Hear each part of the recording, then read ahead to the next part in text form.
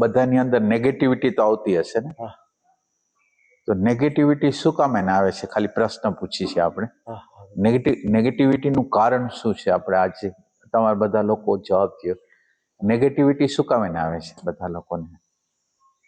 Negativity તો આવે જ છે કે નથી આવતી? આવે જ છે ને. તો શું કામ એને આવે છે? એનું કારણ શું? આપણે એના કારણ લગીને આપણે તપાસ કરવા માંગીએ છીએ કે નેગેટિવિટીનું શું કારણ છે. નેગેટિવિટીનું શું કારણ છે? કહી શકશે કોઈ? હરિઓમ ભગવાન. નેગેટિવિટીનું કારણ એક હોઈ શકે કે આપણી કરતા કોઈ સુંદર છે, અથવા તો આપણી કરતા કંઈક એની પાસે કંઈક સારી એવી સ્કિલ છે. એટલે ઘણી વાર કેવું હોય કે સ્કિલ સારી હોય એટલે નેગેટિવિટી આવે કે મારી કરતા કંઈક સારું કામ કર્યું તો હું ન કરી શકું, એટલે આવું એક કારણ કે નેગેટિવિટી આવે છે. તો એનો અર્થ એમ છે, તમને માનો કે તો પછી એક પ્રશ્ન એવો થાય ને કે તમે કમ્પેરિઝન કરો છો બીજાની, તો તમે શું છો? હવે પ્રશ્ન તમને મારે કરવું પડે ને કે તમે તો પછી શું છો કે જેથી એ કમ્પેરિઝન કરે છે કે હું એનાથી નીચો છું અથવા હું એનાથી ઊંચો છું. તો તમે કઈ જગ્યાએથી આ કમ્પેરિઝન કરો છો? એ જગ્યા શું છે?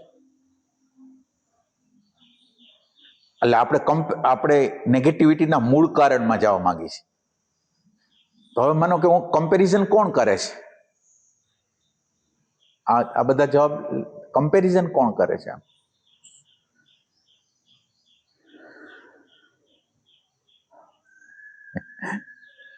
બધા જવાબ દેજો. જવાબ જે આવડે કઈ વાંધો, ખોટો હશે તોય વાંધો નહીં.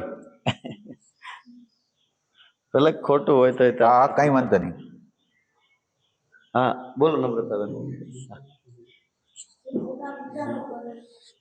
હે? ખોટા વિચારો કરે છે. હે? ખોટા વિચારો કરે છે. એટલે ખોટા વિચારો કોણ કરે છે અને ક્યાંથી કરે છે? કોણ કરે છે? હે? મન એટલે શું? કોઈ આમ વ્યવસ્થિત જોઈ છે. મન એટલે શું? હાલો, મનનું આખું તમે આમ આમ આમ કહીને કે આપણે દૂધપાક એટલે હાથ ટાઈપનો, તો મન એટલે શું?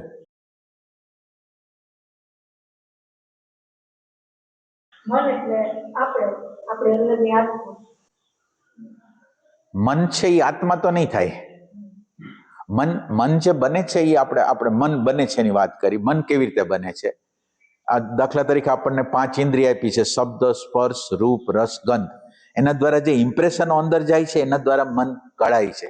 એટલે મન તો આત્માની સામે એક ઇન્ફોર્મેશનના રૂપમાં આવે છે. એટલે આત્મા તો અનુભવ કરનારો છે અને ઇન્ફોર્મેશન સામેથી આવે છે.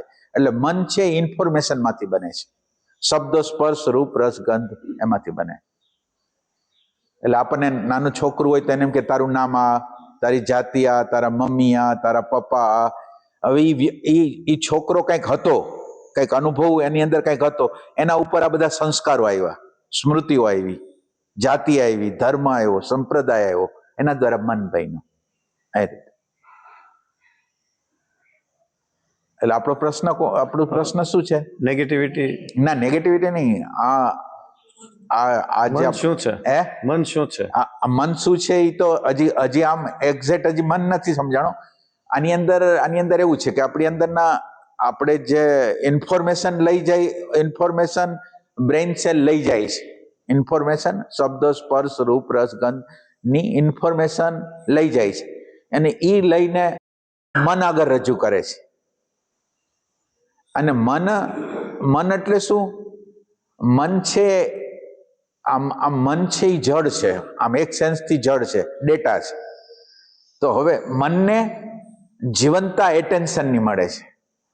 એટલે આ બાજુથી બ્રેઇન સેલ માઇન્ડ આગળ મેસેજ મોકલે છે અને આ બાજુ એટેન્શન નામનું તત્વ એને જીવંતા આપે છે. એમાંથી મન ચાલુ થાય છે. એટલે આ જો ન સમજાણું હોય તો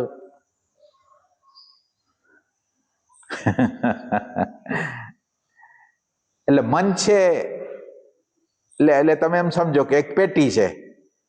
એટલે બ્રેઇન સેલ છે એ પેટી છે અને પેટી વગાડનારો મન છે, જો ન સમજાતું હોય. અથવા બ્રેઇન સેલ છે એ તબલું છે અને તબલાને વગાડનાર મન છે.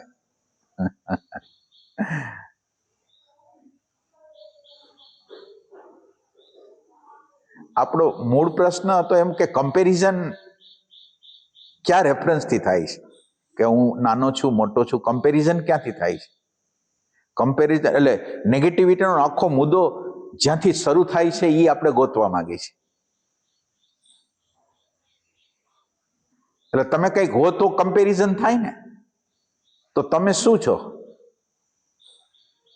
એ પૂછું, તમે શું છો? કોઈ જવાબ છે? કોઈ તમે શું છો એમ કહી તો? એટલે હું આત્માની બાબતમાં નથી કહેતો, એકચ્યુઅલ આપણે જે છીએ એની વાત કરી છે, ફેક્ચ્યુઅલ આપણે જેવા છે એની વાત કરી છે.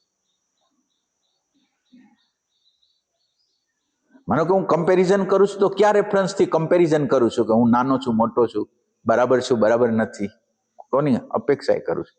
ક્યાં બિંદુ ઉપરથી ઊભો રહીને હું કરું છું? એ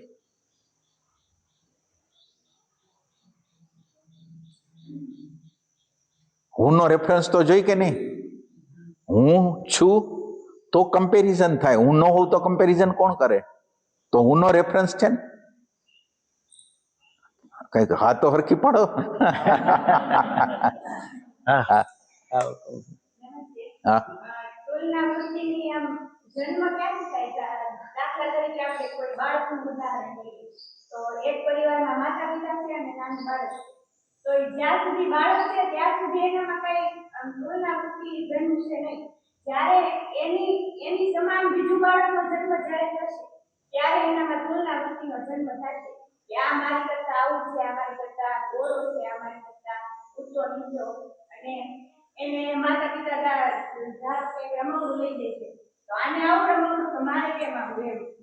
તો સૌથી પહેલા બાળક વિશે કરીએ તો એની સામે કોઈ બીજું અથવા તુલના વૃત્તિનો નિયમ છે કે કોઈ બે સમાન પાસા હોવા જોઈએ.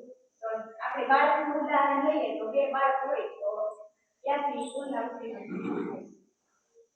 એટલે તુલના, માનો કે બાળક નથી ને તમે એમ સમજો કે એક શાક બનાવ્યું છે, એક બટેટાનું ને એક રીંગણાનું, તો બટેટા ને રીંગણામાં તુલના તો છે કે મને આ ભાવશે આ નહીં ભાવે. હવે આમ કોઈ છોકરો નથી છોકરી નથી, પણ આ તો કમ્પેરિઝન તો નેચરલ વસ્તુ છે. અને કમ્પેરિઝન આવે છે ક્યાંથી? માનો કે આપણે કમ્પેરિઝન નાનું મોટું કરી છે આવે છે, એટલે એ ફૂટપટ્ટી ક્યાંથી આવે છે? આ ફૂટપટ્ટી માપવાની, હું નાનો છું, હું મોટો છું, હું બરાબર છું, હું એના કરતા ગ્રેટ છું, એ બધું કમ્પેરિઝન ક્યાંથી આવે છે? કમ્પેરિઝનનું મટીરિયલ જે છે ને એ સ્મૃતિ તંત્ર છે. તમને જે ઇન્ફોર્મેશન મળી છે ને, તમે માનો કે અમુક રીતે દાળ વઘારો છો, હવે તમારી અગર એક ઇન્ફોર્મેશન છે દાળ આમ આમ આમ આમ વઘારે, અને એક વ્યક્તિ બીજી વ્યક્તિ આવીને એ કંઈક જુદી રીતે, પેલા તમે કંઈક ઓલું નાખતા હતા એને બદલે એ બીજું કંઈક નાખે અથવા બીજું કંઈક એડ કરે, તો આપણે એમ કંઈક આ બરાબર નથી. તો એ આવ્યું ક્યાંથી? તો કે તમારા સ્મૃતિના તંત્ર ઉપર એક તમે પર્ટિક્યુલર વસ્તુમાં તમે ફિક્સ થઈ ગયેલા છો કે આ, એટલે સ્મૃતિના ભાગમાં તમે છો. હવે એ સ્મૃતિ મુજબ આ નથી. એટલે કમ્પેરિઝન તો જે આપણી આગળ જે ડેટા મળેલા છે એમાંથી કમ્પેરિઝન સતત છે, કોન્સ્ટન્ટ છે.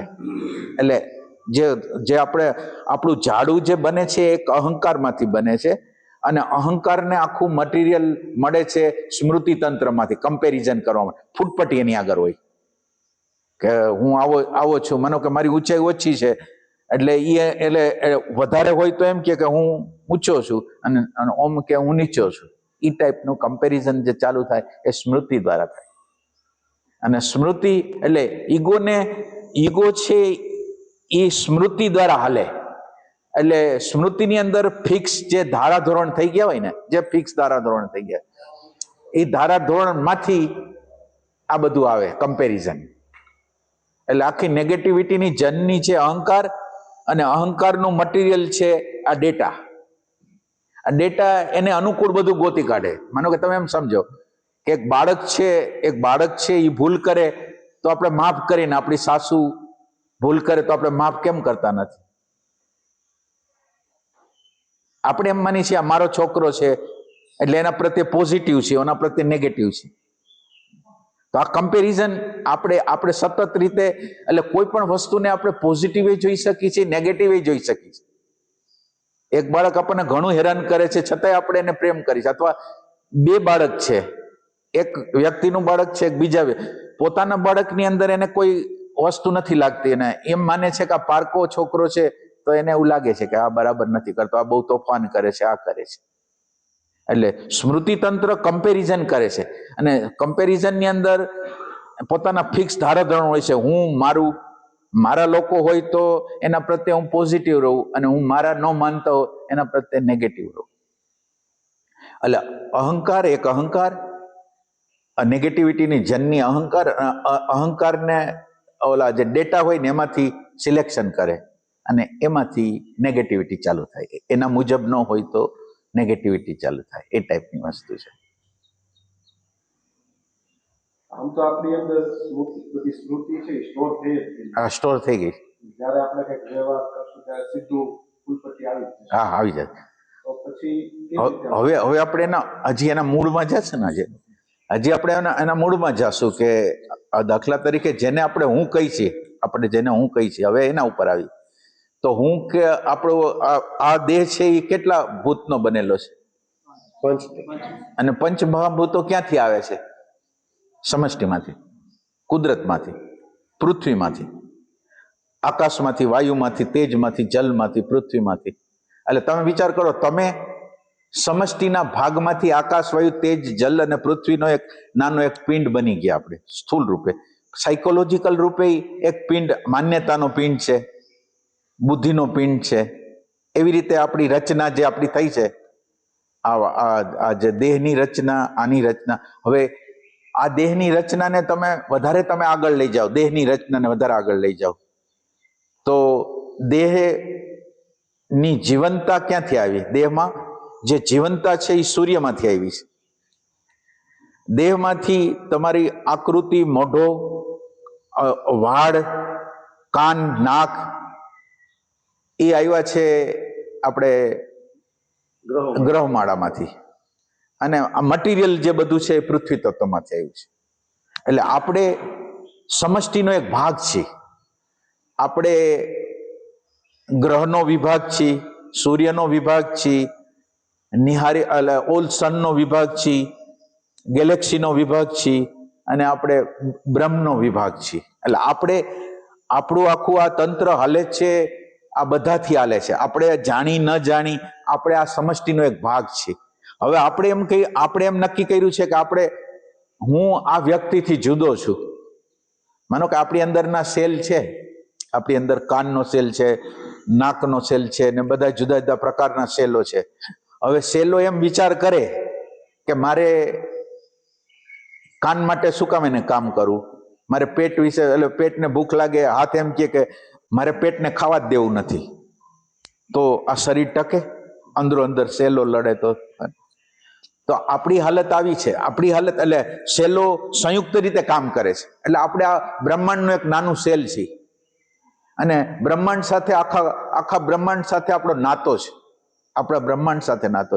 એટલે આપણે અત્યારે કોકને જુદા ગણી છીએ, આ મારા છે, આ પારકા છે, એ ભ્રમણા છે. સાચી રીતે આપણું અસ્તિત્વ આપણે બધાએ આપણે તમે એમ સમજો કે એક સૂપની અંદર તરીશી, કોન્શિયસનેસના સૂપની અંદર. તમને અત્યારે દેખાય ન દેખાય, આપણે ઉર્જા જ છીએ. અત્યારે તમને ખ્યાલ હોય તો શબ્દ, સ્પર્શ, રૂપ, રસ, ગંધ છે એના સંદેશાઓ કેવી રીતે જાય છે આપણી અંદર? માનો કે આંખમાંથી રૂપનો સંદેશો જાય છે તો કેવી રીતે જાય છે? હા, તો એટલે તમે વિચારો, એ વેવ્સ જ છે. આ જે શબ્દ, સ્પર્શ, રૂપ, રસ, પાંચે પાંચ વસ્તુ વેવ્સ જ છે. હવે એ વેવ્સ છે, આ વેવ્સ છે એટલે આની અંદર બે વસ્તુ હોય, કાં વેવ્સ હોય અને કાં આપણે શું કહેવાય તરંગ હોય, અને કાં આપણે જેમાં ટીવીના જે તરંગો છે એ એક તરંગો હોય અને ઓમાં પ્રવેશ કરે તો આકૃતિનું સ્વરૂપ ધારણ કરે. એમ આ વેવ્સ તરંગો બ્રેન સેલની અંદર રેકોર્ડિંગ થયા એટલે આકૃતિના રૂપમાં થઈ ગયા. પણ છે ઓરિજિનલી એ છે એ વેવ્સ છે. એટલે આપણે બધા ઉર્જા છીએ. આપણે બધા ઉર્જાના સ્ત્રોત છે, અને આપણનો અંદરનો ઉર્જાનો સ્ત્રોત છે એક અસ્તિત્વમાંથી બધાને મળે છે. આપણે પૃથ્વીનો વિભાગ છે, આકાશનો વિભાગ છે, વાયુનો વિભાગ છે, ચંદ્રનો વિભાગ છે, ગ્રહોનો વિભાગ છે, બધાનો વિભાગ છે. એટલે અત્યારે આપણી હાલત એવી છે કે આપણે એકબીજાથી અલગ અલગ માની છે. એટલે આનું મૂળ જે છે, નેગેટિવિટીનું મૂળ છે ને, આપણે બધાને અલગ અલગ માની છે. ત્યાંથી એનું મૂળ છે. અને બીજું નેગેટિવિટી, હવે આ નેગેટિવિટી છે એ નેગેટિવ, એટલે માનો કે તમને બે વસ્તુ આપવામાં આવે કે આ ઝેર છે અને આ અમૃત છે, તો તમે શું પીઓ? તમે બધા પીઓ શું? અમૃત. તો અમૃત તમે બેસ્ટ વસ્તુને પસંદ કરી, તો હવે એવી જ રીતે આપણે આંતરિક રીતે, આ તો બાહ્ય રીતે વાત કરી, આંતરિક રીતે નેગેટિવિટી છે એ ઝેર છે. એ તમને અંદર અરાજકતા, અવ્યવસ્થા, ટેન્શન, ક્રોધ, હિંસા લઈ આવે છે. એટલે હવે આ ઝેર છે. હવે આ તમે ઝેરને પસંદ કરવા માંગો છો કે પ્રેમ નામનું અમૃત છે એને પસંદ કરવા માંગો છો? કોને પસંદ કરવા માંગો? તો પ્રેમ નામનું તત્વ છે એને તમારે રાખવું હોય તો શું કરવું પડે? માનો કે હવે તમે એમ સમજો, એક વાસણની અંદર ઝેર છે અને એક વાસણની અંદર અમૃત છે. હવે તમે જે વાસણમાં જે ભર્યું છે એ નીકળશે કે નહીં? હવે તમારા અંતઃકરણના વાસણમાં તમે નેગેટિવિટી ભરો છો તો બહાર શું નીકળશે? ઝેર જ નીકળશે. એ ઝેર તમને હાનિ કરે છે અને બીજા લોકોને પણ હાનિ કરે છે. તમને અરાજકતા, તમને આમ અજંપો કરી દે છે, સંઘર્ષ કરી દે છે. તો હવે આનો સાક્ષાત્કાર આપણને થાય કે નેગેટિવિટી કરવા દ્વારા મને જ નુકસાન છે, પેલું નુકસાન મને છે. બીજું, આ પ્રકૃતિમાં એવા વેવસો ફેરવી છે કે જેથી બીજાના મગજમાં નેગેટિવિટી આવવાની છે. તો આ ખ્યાલ આવે છે કોઈને? એટલે નેગેટિવિટી આપણને જ હાનિકારક છે. એ ઝેર છે, એ નર્ક છે. એ સતત રીતે દોષ દર્શન બીજાના કર્યા જ રાખે. અને એ કરવા દ્વારા સતત રીતે દુખી કોઈ પ્રકારના ટેન્શનો, કોઈ પ્રકારના ક્રોધો, કોઈ પ્રકારની હિંસાઓ અંદર ચાલે છે. તો હવે આપણે આનો સાક્ષાત્કાર કરી શકીએ કે આપણે નર્ક જેવી હાલતમાં, ઝેર જેવી હાલતમાં રહી છીએ, એવો સાક્ષાત્કાર થાય તો આપણે નેગેટિવિટી બંધ કરી શકીએ. એટલે આવું લાગે છે બધા લોકોને? લાગે છે? એક હદ લગીને આપણે બધું સાંભળી શકીએ છીએ. એક હદ પછી વટી જાય છે એટલે આપણી અંદર ઓરિજિનલ જે નેગેટિવિટી હોય છે એ બહાર પડે છે. અને આ જે અંદર પડેલી નેગેટિવિટી છે એના ઉપર કામ કરશો તો એની અંદર પ્રેમ નામનું તત્વ બહાર નીકળશે. એટલે આ એક વસ્તુ છે. અત્યારે આપણી અંદર ઉપરના સપાટી ઉપર નેગેટિવિટી છે આપણે, એટલે અમુક હદ લગીને આપણે સહન કરી છે. અને સહનની એક હદ બધાએ નક્કી કરેલી હોય જુદી જુદી. એ હદથી પછી નેગેટિવિટી શરૂ થઈ જાય. અને હવે પછી બીજું એક સાયન્સ એનું સમજી, તમે નેગેટિવિટી કરો છો એ કોને કરો છો? ના, એટલે એક વસ્તુ છે કે તમે જે નેગેટિવિટી કરો છો એ કોને કરો છો? એ કોઈ કહી શકે? કોઈ એમ કે અમારા બાપુજીને કરી છે, સાસુને કરી છે, સસરાને કરી છે, દુશ્મનને કરી છે. કોને કરી છે નેગેટિવિટી? આપણે નેગેટિવિટી કરી છે કોના પ્રતિ કરી છે? આપણને એવું લાગે છે.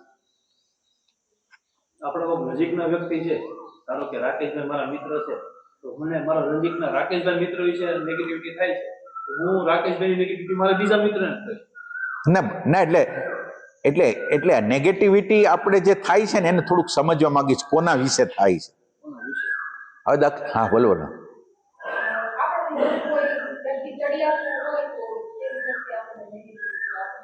નેગેટિવિટી એને આપણાથી ચડિયાતું હોય તો ઓકે, સારું કાર્ય કર્યું એના પ્રત્યે ના, એટલે આપણે જેને નેગેટિવિટી કરી છે એ વ્યક્તિ ક્યાં રહે છે એ આપણે જોઈ છીએ. એટલે અત્યારે તો તમે અત્યારે જે વાત કરો છો એ સ્થૂળ, આપણે થોડીક સૂક્ષ્મ વાત કરી કે દાખલા તરીકે તમે છો તો તમારી આકૃતિ મારી અંદર ગઈ.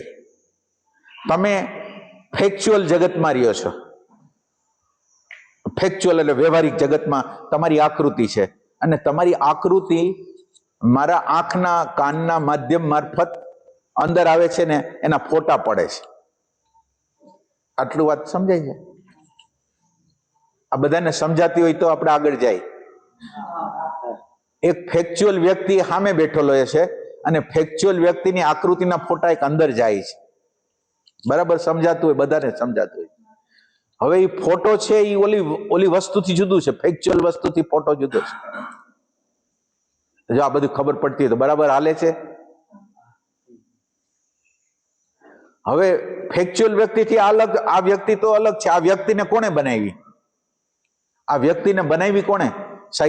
આ જે સાયકોલોજીકલ વ્યક્તિ અંદર આવી એને કોણે બનાવી? આપણે ના, એટલે બરાબર, હવે બરાબર સમજો, તમે બનાવી. અચ્છા, એ આકૃતિ વિશે ધારણાઓ કોણે કરી? તમે કરી. હવે તમે આખી ક્રિએશન તમે કર્યું ને તમે એને પારકો ગણો છો. આખું મટીરિયલ તમે બનાવ્યું. જે મટીરિયલ બનાવ્યું તમે જ બનાવ્યું, અને એ મટીરિયલને તમે પારકું બનાવો. તમારું ક્રિએશન છે, તમારું ચિત્ર છે. તમે મૂર્તિ ઘડી નાખી, તમે એક મૂર્તિ ઘડતા ઘડતા તમારું સર્જન છે. તો હવે આ તમારું સર્જન, આ તમે બનાવેલું, જો આકૃતિ તમે બનાવી, એના વિશે અભિપ્રાય તમે બનાવ્યો. અને હવે તમને હું પ્રશ્ન પૂછું, તમે કોણ? એટલે ફિલોસોફિકલ નહીં, એકચ્યુઅલ પ્રશ્ન પૂછું છું. તમે કોણ? તો તમે વિચાર સિવાય કાંઈ નથી. તમારી અંદર જે વિચાર છે એ સિવાય તમે કઈ હો તો બતાવજો. તમે વિચાર સિવાય કોઈ કઈ છે? તો હવે તમે વિચાર કરો કે વિચાર, આખો દિવસ જે વિચારો આવે છે, હારા નરસા જે બધા છે, એ સિવાય તમે કઈ છો? અચ્છા, તો હવે તમે વિચાર જ છો, અને તમે કોઈ વિશે નેગેટિવ થોટ કરો છો, એ વિચારે તમે જ છો. તો તમે ધિકાર કોને કરો છો? ઓલી વ્યક્તિને તો ખબર નથી. તમે બનાવેલી કાલ્પનિક આકૃતિ તમે જ બનાવી છે, તમે જ છો, એને તમે ધિકાર કરો છો. એનો અર્થ તમે તમને જ ધિકાર કરો છો. ના, એટલે ન સમજાય તો હજી પ્રશ્ન પૂછો. તમે ન સમજાય તો, એટલે આપણને એવું લાગે છે કે આપણે બીજી વ્યક્તિને નેગેટિવિટી કરી છે. બીજી વ્યક્તિને નેગેટિવિટી કરતા જ નથી આપણે, આપણને જ નેગેટિવ. તમે વિચાર કરો, તમારી બનાવેલી આકૃતિ ઓલા ભાઈને તો ખબર નથી, ઓલા બેનની ખબર નથી કે તમે એના વિશે શું બનાવો છો. તમે બનાવેલી આકૃતિ, તમે બનાવેલા વલણો, એના વિશે તમે જ પોતે જ, એટલે વલણો તમે પોતે જ છો. તો તમે તમારા પ્રત્યે નેગેટિવિટી કરો છો તો નુકસાન તો તમને જ છે, બીજા કોને છે? આ એક વસ્તુ. હવે બીજી વસ્તુ, આ નેગેટિવિટી કરવા દ્વારા આપણાથી શાંતિ દૂર વહી જાય, આનંદ દૂર વયો જાય, પ્રેમ દૂર વયો જાય, અને આપણું આખું આમ નરકાગાર જેવી સ્થિતિ અંદરની થઈ જાય. અને આપણે સતત રીતે પ્રયાસ કરવો પડે, એવો પ્રયત્ન કરવો પડે, ખાવા પીવા, અન્ન વસ્ત્ર આશરા માટે પ્રયાસ એટલો બધા કરવા પડે, સાયકોલોજીકલ સ્તર ઉપર ઝઝૂમવું પડે. આ એક વસ્તુ. એના કરતા બીજી એક આસાન વસ્તુ, તમે તમારી અંદર નેગેટિવિટી જેને, એટલે હવે એક નેગેટિવિટીનો બીજો એક આપણે એક સંદર્ભ લઈ લઈએ, એટલે એ જોઈ લઈએ. માનો કે તમારી અંદર એક બાળક છે, એ ગાંડું છે, અથવા બાળક છે એ અપાહિત છે. તો તમે ગાંડું છે, અપાહિત છે, તો તમે એને સેવા કરો છો કે નથી કરતા? કરો છો. તો શું કામ એને કરો છો? તમને ખબર છે અપાહિત છે, આ બિચારું નબળું છે, એટલે કરો છો. તો તમારા પ્રત્યે જે નેગેટિવિટી કરે છે એ અપાહિત જ છે. એ તમે એમ સમજો બેહોશ છે, હાવ સંપૂર્ણ બેહોશ છે, સંપૂર્ણ રીતે ગાંડો માણસ છે. તો આપણે ગાંડા માણસને કેમ જવા દઈએ છીએ? તો જે તમારી આજુબાજુ જે કરે છે એને બિચારાને અંદરનું ભાન નથી. તો આપણે એને માફ કરી છે, આપણા છોકરાને માફ કરી છે, નબળા વ્યક્તિને માફ કરી છે. આપણી ઘરમાં નબળો વ્યક્તિ હોય, માનો કે 2-3 ભાઈ હોય ને એમાં એક નબળો હોય, તો બધાની નજર નબળા ઉપર કેમ રહે છે? કે બિચારો નબળો છે. તો જે લોકો નેગેટિવિટી કરે છે બિચારા નબળા છે, એ બિચારા ગાંડા છે, એ બિચારાને ખબર નથી કે એ પોતાને હેરાન કરે છે ને વિશ્વની અંદર ખરાબ વાતાવરણ પેદા કરે. તો આપણે એને માફ કરી શકીએ કે ના કરી શકીએ?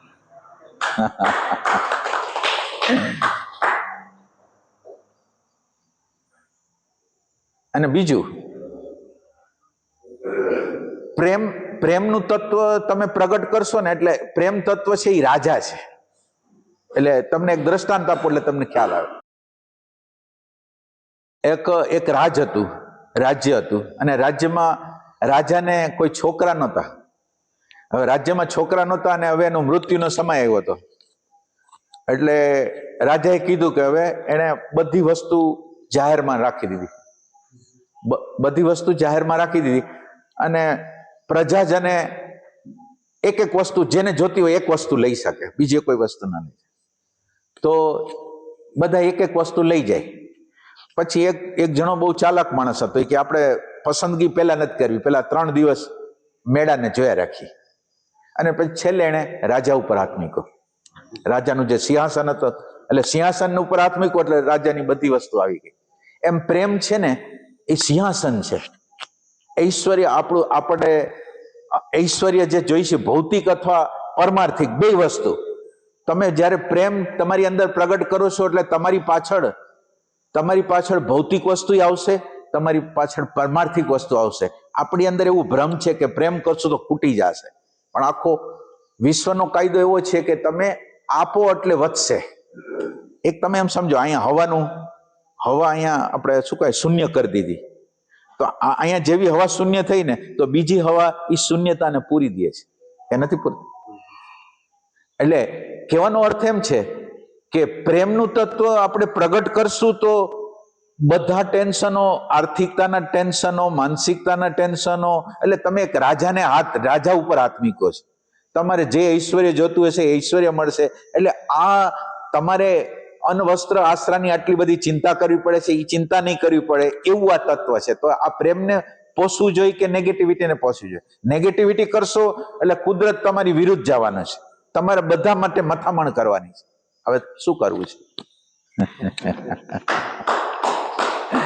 ખરેખર આ હું ફિલોસોફિકલ વાત નથી કરતો, સાચી વાત તમે તમારા હૃદયની અંદર ધારણ કરજો. પ્રેમ હશે ને એની આગળ એક અલગ પ્રકારના કાયદા, કુદરત એને અમાપ મદદ કરશે. જે પ્રેમ કરતો હશે ને એને અમાપ મદદ મળશે. તો હવે તમે નેગેટિવિટી કરવા માંગો છો કે પોઝિટિવનેસ કરવા? હવે ઘરે જઈને આ જ પોઝિશન થવાની છે, એટલે વિચાર કરી લેજે.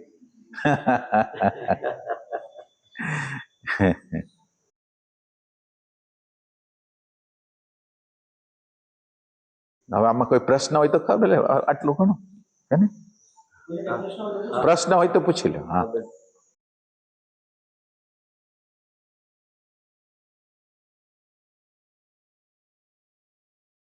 મારો પ્રથમ પ્રશ્ન કે આધ્યાત્મ એટલે શું? બીજો પ્રશ્ન, વૈરાગી કોને કહેવાય? વૈરાગ્ય એટલે શું? બરાબર. અને ત્રીજો પ્રશ્ન થોડોક પારંપરિક પરિવાર છે, તો હું અંગત પછી તમને હું પૂછવા માંગુ છું. એટલે અધ્યાત્મ શું છે? હા, અધ્યાત્મ એટલે આપણે જે છીએ ને એના તરફની ગતિ. એટલે જે છીએ એટલે આપણે પ્રેમ છીએ, આપણે શાંતિ છીએ, આપણે આનંદ છીએ, એના તરફ જવાની ગતિ. આપણે અત્યારે જે આપણે પ્રેમ હતા, શાંતિ હતા, આનંદ હતા, એ સ્ત્રોતમાંથી નીકળીને આપણે નેગેટિવિટી તરફ ગતિ કરી છે. એટલે આપણે આપણા મૂળ સોર્સથી જુદા પડી ગયા છે.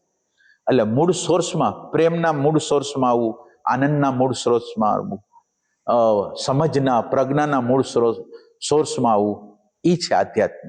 આપણે સ્વયંને જાણવું એ છે આધ્યાત્મ. હું કોણ છું?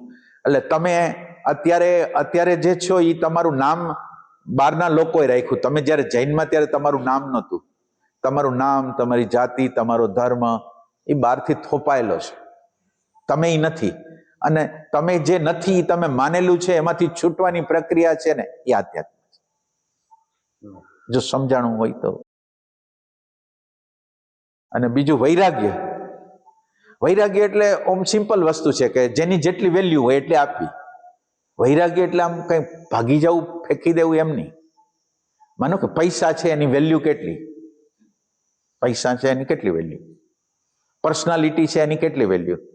ઘર છે એની કેટલી વેલ્યુ? જેટલી વેલ્યુ છે એટલી આપવાની. હવે બીજું, એને રાઈટ વેલ્યુ આપણે ક્યારે કરી શકશું? આપણે મકાનને રાઈટ વેલ્યુ કેવી રીતે કરી શકશું? પૈસાને રાઈટ વેલ્યુ કેવી રીતે કરી શકશું? તો એ કે રાઈટ વેલ્યુ કરવા માટે તમારી અંદર પ્રેમનું તત્વ જોઈએ, સમજનું તત્વ જોઈએ. એટલે પ્રેમનું મૂલ્ય તમારી આગળ વધ્યું તો પ્રેમનું મૂલ્ય છે એ તમને તમારા ઘર કેટલું મહત્વનું છે, અન્ન કેટલું મહત્વનું છે, ઘરેણા કેટલા મહત્વના છે, ઇમેજ કેટલી મહત્વની છે એ તમને બતાવશે પ્રેમ. એટલે પ્રેમને જ્યાં લગીને આપણે જાણશું નહીં ત્યાં લગીને વૈરાગ એટલે રાઈટ વેલ્યુએશન. એનો અર્થ એમ નહીં કે એનો નકાર કરો. મને કે પૈસા છે એનો નકાર કરો એમ નહીં. પૈસા મારી શાંતિ કરતા મોટા નહીં, પૈસા મારા પ્રેમ કરતા મોટા નહીં, પૈસા મારા આનંદ કરતા મોટા નહીં. આનંદને ગુમાવીને હું એને મેળવવા નથી માંગતો. આ છે એની વૈરાગ્યની વ્યાખ્યા. વૈરાગ્ય આને કહેવાય. રાઈટ, ખાલી વેલ્યુ આપો. તમને આ દુનિયાની બધી વસ્તુ કુદરતે બનાવી છે, એટલે વૈરાગ્યનો અર્થ એમ છે તિરસ્કાર નહીં, નકાર નહીં. તમે નકાર કરો તો જેનો નકાર કરો છો એ ભગવાનનો જ નકાર કરો છો, એ ટાઈપની વસ્તુ. જો સમજાણું ન હોય તો હજી આમાં પ્રશ્ન પૂછી શકો.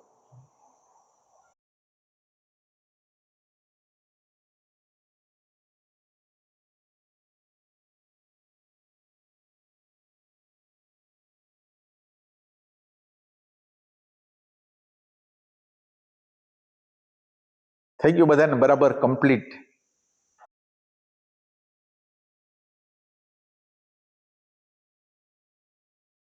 અને આ રેકોર્ડિંગને તમે સાંભળજો 2, 5, 10, 15, 20 વખત સાંભળજો, તો તમને નેગેટિવિટી બ્રેક મારવાની ઈચ્છા થશે.